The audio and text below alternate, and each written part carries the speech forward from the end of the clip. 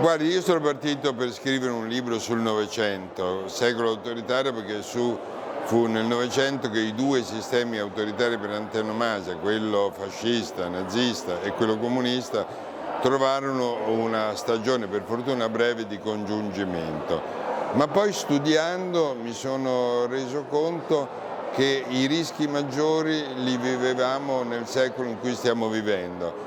Per cui era un titolo nato per il Novecento, ma più vado avanti più lo dedicherei al secolo in cui viviamo adesso, il primo secolo del terzo millennio. Io ho scritto nel titolo, ecco, vi spiego i motivi perché i buoni non vincono mai. In realtà non vincono quasi mai e sono convinto che questa volta sarà durissima, sarà una guerra molto più difficile di quella che ci sembra adesso. Parlo di una guerra non solo quella combattuta in armi, ma anche una guerra culturale, ma alla fine i buoni vinceranno.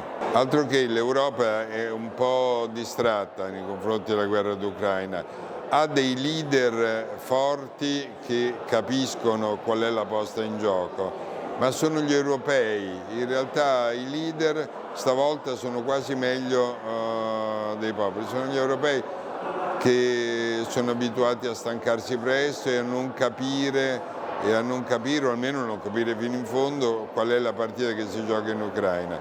In Ucraina, se vince la Russia, se Putin prevale, comincia una stagione di guai per noi destinati a non finire molto presto. Ma io do tanti consigli diversi. Il primo e più importante a non considerare l'Italia come la loro regione o la loro provincia, andarsene fuori.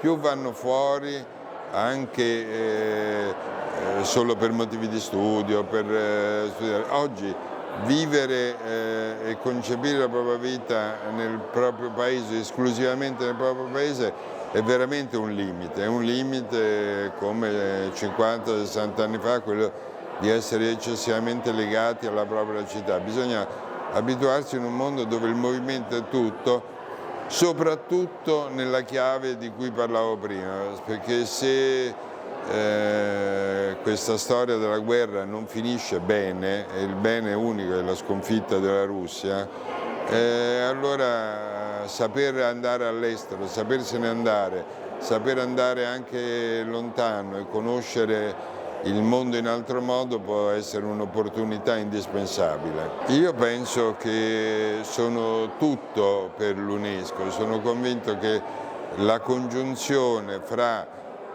una città, un territorio, una produzione, perché anche quella del vino è una produzione, anzi soprattutto una produzione, e l'UNESCO, cioè una missione culturale, si concretizza definitivamente in tutti i suoi aspetti solo con manifestazioni come una montagna di libri a Cortina e una collina di libri qui. Solo nel senso che ci sono troppe poche occasioni per comunicare i contenuti, fare discorsi seri e coinvolgere le persone, e quindi coloro che organizzano questo stanno facendo del bene all'UNESCO ma anche a noi stessi.